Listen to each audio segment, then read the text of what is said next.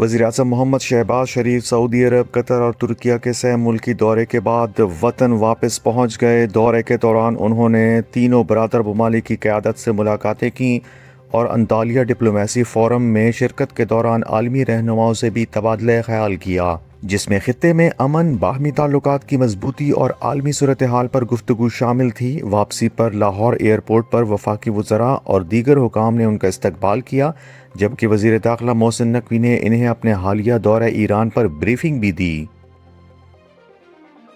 امریکہ کے سابق نائب صدر کمالا ہیرس نے کہا ہے کہ ڈونلڈ ٹرمپ کو بنجمن نیتن یاہو نے ایران کے ساتھ جنگ کی طرف دھکیلا ہے، جو امریکی عوام کی خواہشات کے خلاف تھا۔ ان کے مطابق اس فیصلے سے نہ صرف خطے میں کشیدگی بڑھی بلکہ امریکی فوجیوں کی جانیں بھی خطرے میں پڑ گئیں، اور امریکہ کو ایسے تنازعات سے گریز کرنا چاہیے جو براہ راست قومی مفاد کے مطابق نہ ہوں۔ ایران کی پارلیمنٹ کے اسپیکر محمد بغیر غالیباف نے کہا ہے کہ امریکہ اور ایران کے درمیان جاری سفارتی رابطوں میں کچھ معاملات پر اتفاق ہوا ہے، تاہم کئی اہم نکات پر اختلافات بدستور موجود ہیں۔ ان کے مطابق امریکہ دباؤ اور دھمکیوں کے ذریعے اپنے مقاصد حاصل کرنے میں ناکام رہا اور اب بلا واسطہ ذرائع سے پیغامات بھیج رہا ہے، جبکہ ایران نے عارضی جنگ بندی امریکہ کو موقع دینے کے لیے قبول کی ہے۔ انہوں نے مزید کہا کہ ڈونلڈ ٹرمپ اپنے بنیادی اہداف حاصل نہ کر سکے، جن میں ایران میں حکومت کی تبدیلی اور اس کی عسکری و میزائل صلاحیتوں کا خاتمہ شامل تھا، اور ایران کو وینزویلا سے مختلف قرار دیا۔ واشنگٹن میں ایران کی صورتحال پر وائٹ ہاؤس کے سچویشن روم میں اہم اجلاس ہوا، جس کی صدارت امریکی صدر ڈونلڈ ٹرمپ نے کی۔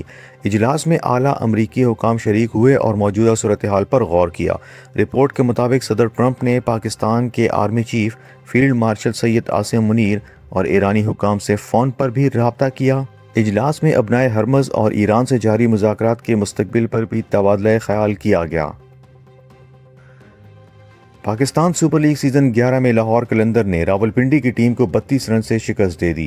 نیشنل اسٹیڈیم کراچی میں کھیلے گئے میچ میں لاہور قلندرز نے پہلے بیٹنگ کرتے ہوئے 210 رنز بنائے، جس میں فخر زمان نے 84 رنز کی شاندار اننگ کھیلی۔ ہدف کے تعاقب میں راولپنڈی کی ٹیم 178 رنز تک محدود رہی۔ یاسر خان نے 58 اور سعد مسعود نے 54 رنز بنائے، مگر ٹیم کو شکست سے نہ بچا سکے۔ لاہور کی جانب سے حارث رؤف نے 3، جبکہ شاہین شاہ آفریدی اور اسامہ میر نے 2 وکٹیں حاصل کیں۔